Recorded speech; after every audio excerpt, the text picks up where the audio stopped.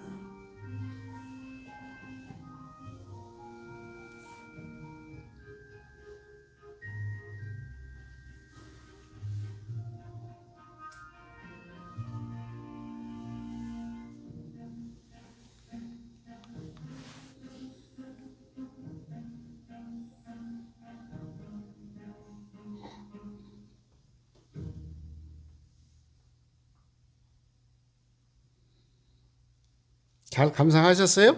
예, 요즘은 드론이 있으니까 이렇게 또 멋있게 잘 찍어서 교육자 광장에 올려놨더라고요. 그래서 제가 오늘 우리 교수님하고 종구를 한번 다녀왔습니다. 어제 아침에. 네. 요즘 이제 우리나라에 굉장히 문제가 많이 되죠. 마약. 네, 마약. 혹시 마약 해보셨어요? 안 해보셨어요? 감기약 속에 옛날에는 들어있었어요. 우리가 이제 보통 마약을 규정할 때 향정신성 의약품이다 이렇게 분류를 하죠. 저는 마약을 해봤습니다. 언제 해봤을 것 같아요? 감기 들었을 때지. 제가 언제 이거를 체험을 해봤냐면 어린이집에 운영을 하는데 어린이집에 그게 몰라서 이렇게 사고가 발생을 하더라고요. 본래 실내는 수성을 쓰잖아요. 수성 페인트를 쓸 때 수성을 쓰거든요. 그러니까 모르니까 유성 페인트를 썼어요. 근데 밀폐된 공간에서 롤러로 열심히 페인트 칠을 했는데 한참을 하고 있는 선생님들하고 저거 막 웃어요. 막 웃어요. 근데 신기할 정도로 몸이 붕 뜨는 기분이야. 날라다닐 것 같고 기분이 좋아. 그런데 서로 보면서 희죽희죽 웃는 거예요. 일은 돼야 죽겠는데 그래. 이게 뭐지? 그때 이게 본드예요. 그러니까 이 맛을 본 사람들은 거기서 벗어나기가 쉽지 않은 것 같아요. 이게 마약이구나. 전 그때 체험을 해봤으니까 교무하려니까 그런 체험도 시켜주는 것 같아. 그러니까 이게 현재로 보면 우리는 이 마약이 의약품으로 잘 선용이 되면 좋죠. 왜냐하면 고통을 없앤다든가 수술한다든가 이런 환자들에게 이 마약 성분이 없으면 너무 어렵거든요. 그런데 이걸 잘못하면 인생을 그대로 정리해버리는 그런 경우. 술도 부어라 마셔라 좋죠. 건강할 때는 한두 잔 먹는 것도 괜찮다고 생각하지만 이게 이제 나중에 문제가 되면 걷잡을 수가 없어. 이게 지금 보면은 오이죠. 오이가 이렇게 생겼죠. 분명히 이렇게 생겼죠. 그런데 제가 시장을 가서 보면 이렇게 생겼어요.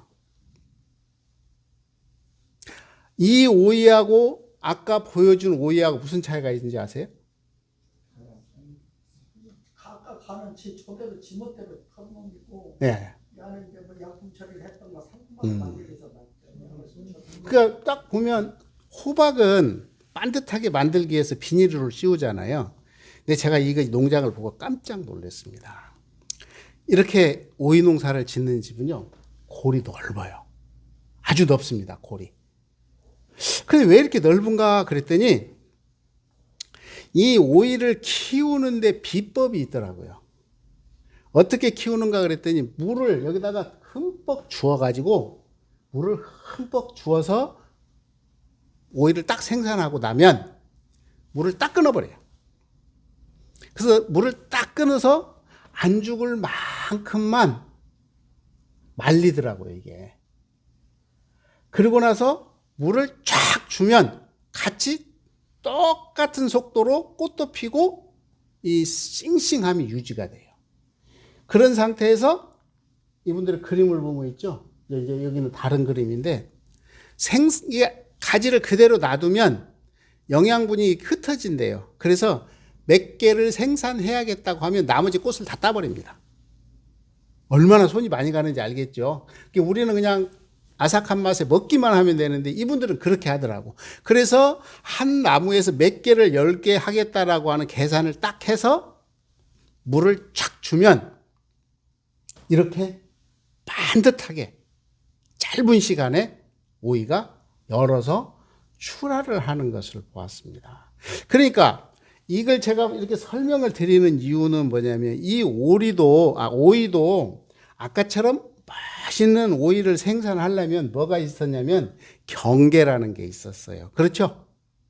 그러니까 경계라고 하는 것을 통해서 자기가 안 죽을 만큼 집 주인이 나를 시험에 들게 했고 이 시험에 통과한 오이들만 아까처럼 반듯하게 나오더라. 자, 한번 보세요. 제가 이거 자주 써서 설명을 드리는 건데 이게 이제 탈바꿈이잖아요.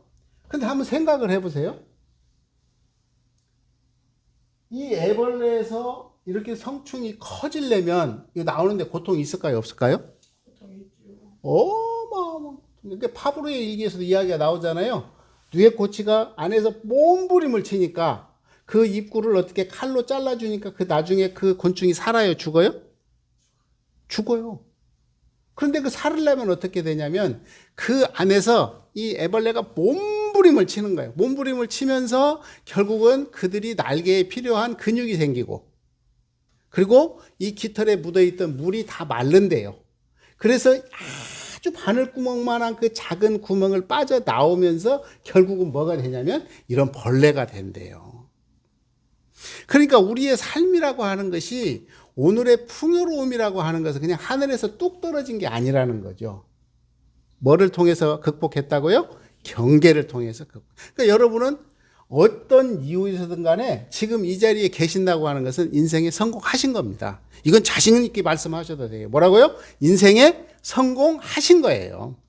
이 경계 속에서 경계를 극복하지 못한 사람은 이 자리에 있을 수가 없다고 하는. 그러니까 우리 스스로 잘 생각해. 그래서 결국은 뭐라고 하냐면 고의 극복을 통해서 뭐를 한다고요? 낙을 수용하는 거예요. 부정하지 않으시죠? 그러니까 내 인생을 놓고 보면 고의 연속이었어요. 그 속에 낙도 있었지만 대체적으로는 고의 연속이었고 이 고를 극복해서 결국은 지금 뭘 하고 있냐면 낙을 수용하고 있는다. 이게 자신 있게 말씀을 하셔도 될 것 같아요. 부처님께서 현자 오복독경에서 말씀을 하십니다. 이 세상에 살아가는 사람들이 제일로 선호하는 게 뭘까? 몇 가지가 있다? 5가지가 있다. 이걸 오복이다 이렇게 말합니다. 불가에서. 그 다음에 장수, 부자, 잘생긴 명예, 총명과 지혜. 이건 모든 사람이 갖고 싶어 하는 거래요. 근데 장수한 사람은 어떻게 돌아갔냐면 전생에 오래 산 사람이죠. 살생을 잘 하지 않았대요. 그게 부처님 법문을 듣고 깨달음을 통해서. 그러면 부자는 어떻게 되냐? 그랬더니 이 부자는 도둑질을 하지 않고 그 법을 두래 곧 남에게 뭐를 많이 했대요? 보시를 많이 했대. 그러니까 여기 잘생긴 사람도 마찬가지겠죠? 그리고 명예도 마찬가지고 총명과 지혜도 이러한 이유가 있었기 때문에 오늘은 장수요, 부자요, 잘생김이요, 명예요, 총명을 지닌다. 이렇게 말씀을 하고 계십니다. 불교의 교리를요, 단어적으로 정리해보면 딱 요 2가지입니다. 시작, 뭐라고요? 불성. 하나는 뭐라고요? 반야. 이게 불교의 교리를 딱 정리해보면 불성과 반야예요. 그런데 불성과 반야를 통해서 뭐를 하자고요? 해탈을 하자는 거예요. 그래서 불교의 교리를 전부 정리해보면 이 3 단어를 벗어나지 않습니다. 근데 이 불성이라는 것은 다른 말로 표현하면 이게 뭐냐 그러면 불성이라고 하는 것은 불생불멸이야. 불생불멸. 그러니까 생하고 멸하는 것이 없이 끊임없이 원인이 결과가 되고 결과가 원인이 돼서 끊임없이 돌고 돈다라고 하는 그런 상품의 이치를 체득해 가는 거예요. 그러면 이 반야는 뭐냐? 반야라고 하는 것은 뭐냐면 진공묘유의 조화예요. 그래서 이 반야라고 하는 것은 결국 우리의 성품의 원리가 이렇게 되어 있다. 이 두 가지를 통해서 뭐를 극복하냐면 무명, 박지 못함을 극복하면 결국 어디에 경지한다고요? 해탈의 경지에 간다. 그래서 우리가 불교의 교리를 강령적으로 말하라 그러면 뭐라고요? 불상과 반야. 그리고 이것을 통해서 뭘 하자고요? 해탈. 그러니까 우리가 신앙생활을 가장 잘하는 사람은 어떤 사람이에요? 결국은 무명을 극복하는 사람이다. 그래서 불교의 글을 한번 다시 보면 저는 이렇게 정리를 해봐요. 아공, 법공, 구공. 그러니까 아공이라는 건 뭐냐면 나라고 하는 것이 실체가 있어요, 없어요? 실체가 없어요. 변화해가는 과정이야. 그 세상도 마찬가지야. 그래서 세상은 대종사님은 뭐라고 그러냐면 성주괴공 그랬죠? 그 변화할 뿐이지. 그래서 이걸 뭐라고 표현하냐면 무상이라고 표현을 해요. 그래서 나도 없고 세상도 없어. 그런데 결국은 뭐냐면 구공이다. 구공. 그러니까 구공구족이라고 하는 것은 우리 개송에서 대종사님이 밝혀주셨잖아요. 이와 같은 말씀을 해주셨습니다. 그래서 대종사님께서는 우리가 살아가는 세상을 같이 한번 읽어봅니다. 시작. 우주의 성주 개공, 만물의 생로병사, 사생의 심신작용을 따라 육도로 변화, 혹은 진급, 혹은 강급, 혹은 은생어해, 혹은 해생어운. 그러니까 대종사님께서 진리를 딱 보니까 뭐냐면 우주는 끊임없이 변화한대. 어떻게? 성주괴공. 만물은 어떻게 되죠? 생로병사. 그래서 사생은 내가 마음을 어떻게 쓰느냐에 따라서 육도로 변화를 된대. 그래서 그렇게 되기 때문에 육도로 갈 때 혹은 어떻게 되고 진급이 되고 혹은 어떻게 되고 강급이 되고. 그래서 결국은 우리가 뭐 하자는 거예요? 그 속에 은세, 해 속에는 은혜가 숨어 있음을 알고 은 속에는 해가 숨어 있음을 알아서 우리는 뭘 하자고요? 끊임없이 진급을 하고 강급은 하지 말자. 이렇게 말씀을 해 주십니다. 그래서 대종사님께서는 우리들에게 제시해 준 방법이 있죠. 이거 신분검사 연말에 해보셨죠? 지난번에 그 법의사정할 때 한번 해보셨죠? 이것을 보면 당연 등급과 부당 등급이라고 그래. 이제 이거는 우리가 당연 등급을 하면 할수록 은혜를 입는 거죠. 부당 등급은 점수가 많으면 많을수록 우리 삶은 어떻게 되냐면 강급이 되는 거예요. 그래서 진급과 강급. 그리고 지금 우리가 해시와 해수를 끊임없이 이야기를 하는데 해시라고 하는 것은 베푸는 거죠. 이건 정기 적금을 드는 것과 똑같아. 근데 해수는 뭐예요? 지금 받은 거예요. 그러니까 내가 지금 아까 5가지 복을 이야기를 했잖아요. 복을 받고 있다라는 거는 전생에 많이 지었다 안 지었다? 다 지었다. 그렇죠?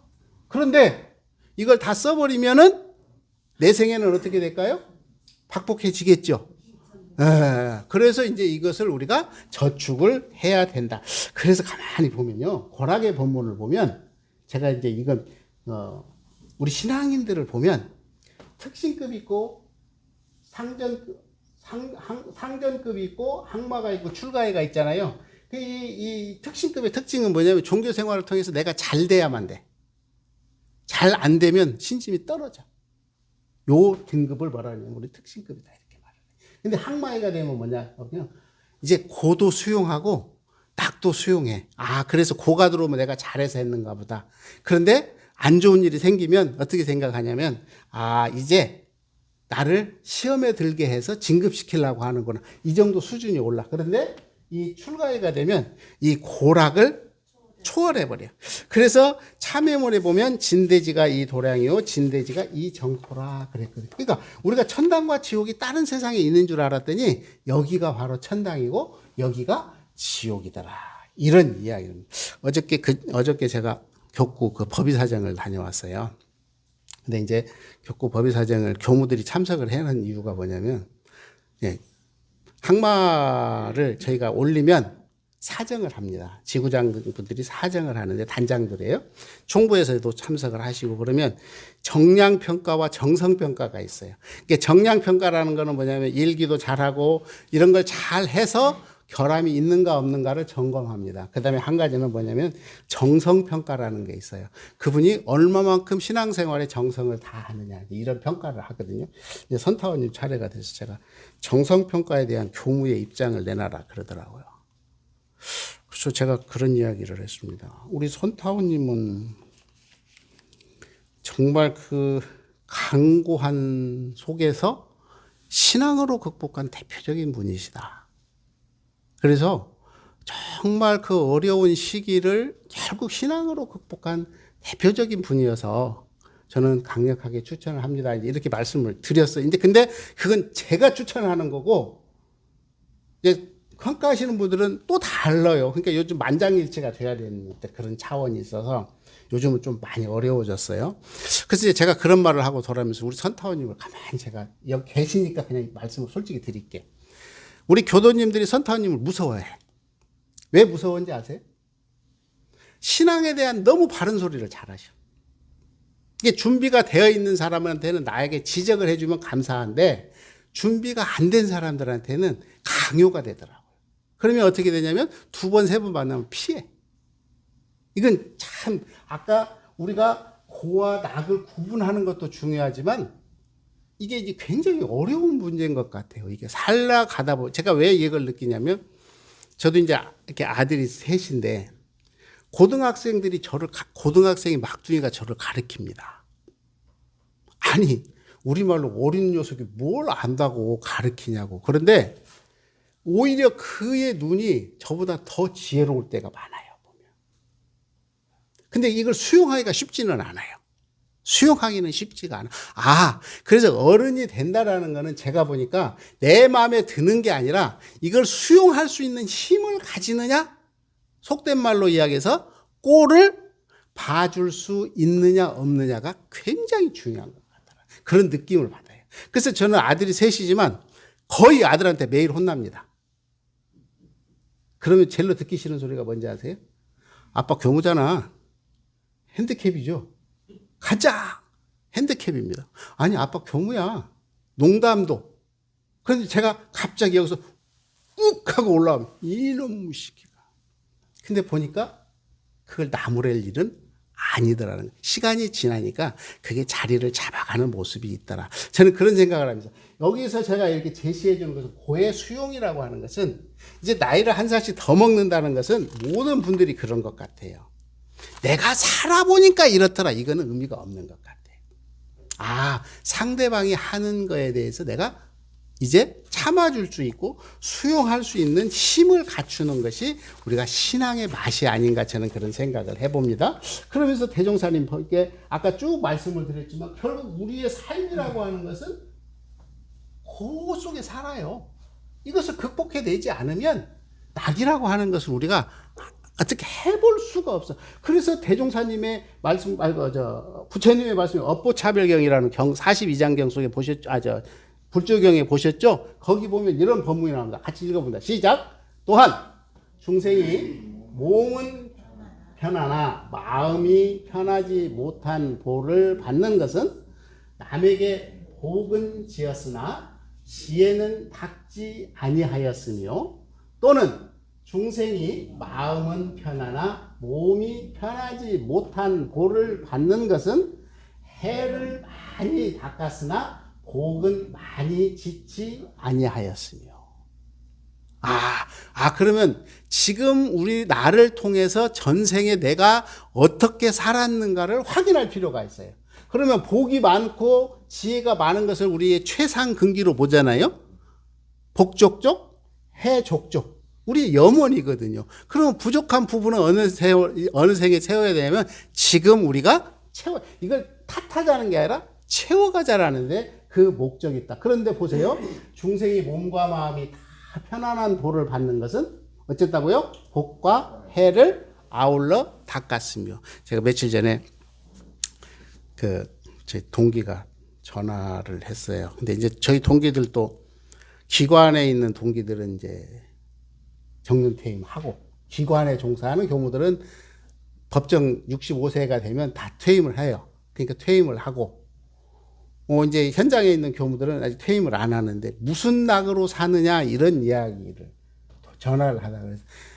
그래서 교무님은 무슨 낙으로 살아? 그래서 제가 그랬습니다. 나는 요즘 공부하는 낙으로 살아? 그랬더니, 이 교무가 툭 던지는 말이 뭐라 그러냐면, 내 생길 공부해? 그래서 내 생은 가보도 않은 세상에 대해서 우리가 어떻게 알아? 이 생도 내가 잘 몰라서 이렇게 헤매는데, 그런데 뭔가 지금 할 수 있다고 하는 것에 굉장히 재미가 있더라. 그러니까 밖에 나갈 시간도 없고 그냥 나는 공부하다가 보면 하루가 훌쩍 가고 공부하다가 보면 훌쩍 가더라. 이제 그런 이야기를 했더니 참 신기한 사람이네. 그러면서 뭐라 하냐면 진짜 제 인생을 재밌게 살긴 사네. 그러더라고요. 이게 무슨 말이냐면 저는 공부하는 걸 정말 싫어했던 사람이에요. 공부하는 걸 정말 싫어했어. 그런데 살다 보니까 어떻게 되냐면 제가 박사학위를 할 때 누가 그렇게 왜 박사학위를 해? 그래서 제가 그랬습니다. 교무하다 보니까 거짓말을 참 많이 하대. 이해하시겠습니까? 교무하다 보니까 거짓말을 참 많이 하대. 그런데 그 거짓말이 참말인지 거짓말인지 내가 확인할 길이 없더만. 그래서 공부를 하니까 공부를 하고 나니까 이게 참말이 참말인지 알고 거짓말이 거짓말. 왜 그러냐면 우리들이 나오는 모든 자료가 전부 참말은 아니거든요. 거짓말도 많아요. 자기 뜻으로 해석해 놓은 것도 많아. 그런데 전달하는 과정에서 아무 생각 없이 갖다 쓰다 보니까 거짓말을 많이 하더라. 이제 제가 그런 이야기를 했어요. 그래서 우리들이 삶이라고 하는 부분을 어떻게 접근하느냐, 이렇게 많은 차이가 난다고 말씀을 드리는 겁니다. 그런데 한번 같이 읽어봅니다. 시작. 또한 중생이 비록 가난하나 보시하기를 좋아하는 것은 일찍이 남에게 보시하는 일이 많이 있었으나 여기 시작. 아직 그 복전을 만나지 못함이니. 그렇죠? 이 본문에 우리의 삶이 다 들어있어요. 그러니까 현재의 습관은 전생 습관이라고 그랬죠. 그런데 가난하고 부자한 것은 뭐를 만났느냐 못 만났느냐? 복전을 만났느냐 못 만났느냐. 그러니까 이 복전을 만나면 이 습관은 그대로 무시습기로 익혀온 습관이라 내가 전생에 복을 엄청 지은 거죠. 그런데 뭘 못 만났냐면 아직 인연을 못 만날 수도 있다라는 거야. 인연을. 그러니까 인연을 만나면 이거는 틀림없이 돌아온다고 부처님께서 업보 차별경에서 말씀을 해주셨어요. 그런데 보세요. 또한 중생이 부자, 우리 보면 그러잖아요. 먹고 살만한 사람 치고 또 각박한 사람이 있어. 그 이해가 안 가. 그래서 물어본 거예요. 저 사람은 참 부자인데 굉장히 각박해요. 그랬더니 부처님께서 그렇게 말씀해요. 지금 각박한 거는 전생에 뭐였다? 전생이 뭐였다? 습관이었다. 습관. 전생의 습관이었는데 누군가가 이 사람에게 복을 지면 좋다고 했어. 그래서 한 번 복을 지었더니 그 다음에는 뭐야? 에이, 복 지어봤자 별것이 없네 라고 했던 사람은 이 생에 와서 부자이면서 보자이기만 보시하는 것은 꺼려한다. 이렇게 말씀. 그러니까 뭔 말씀인지 이해하시겠죠? 그러니까 우리가 살다 보면 가난한 사람도 보시를 하는데 왜 부자인 사람이 보시하지 않을까라는 의심이 갈 거예요. 근데 부처님께서는 이렇게 업보 차별경에서 이렇게 말씀을 해 주신 거예요.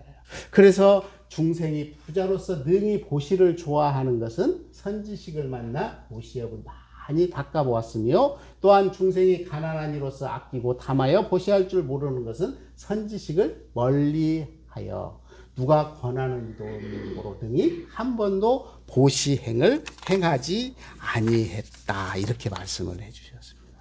그러니까 우리가 살다가 보시업을 잘 행하는 사람들은 그만큼 복이 많다는 이야기죠. 제가 조금 전에 해시와 해수 이야기를 했어요. 해수는 베푸는 거라고 그랬죠. 해수는 받는 거라고 그랬죠. 그러니까 여러분은 전생에 복을 많이 지어놓은 거예요. 어쨌든 간에. 그러니까 복이 많은 거예요. 그러면 해시는 베푸는 거예요. 이건 해시는 뭐냐면 저금 통장하고 똑같아요.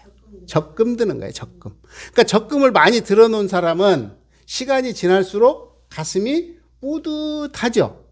그런데 지금 호화찬란하게 잘 쓰는 사람은 지금 쓰기는 최고야. 그런데 적금이 안 들면 어떻게 될까?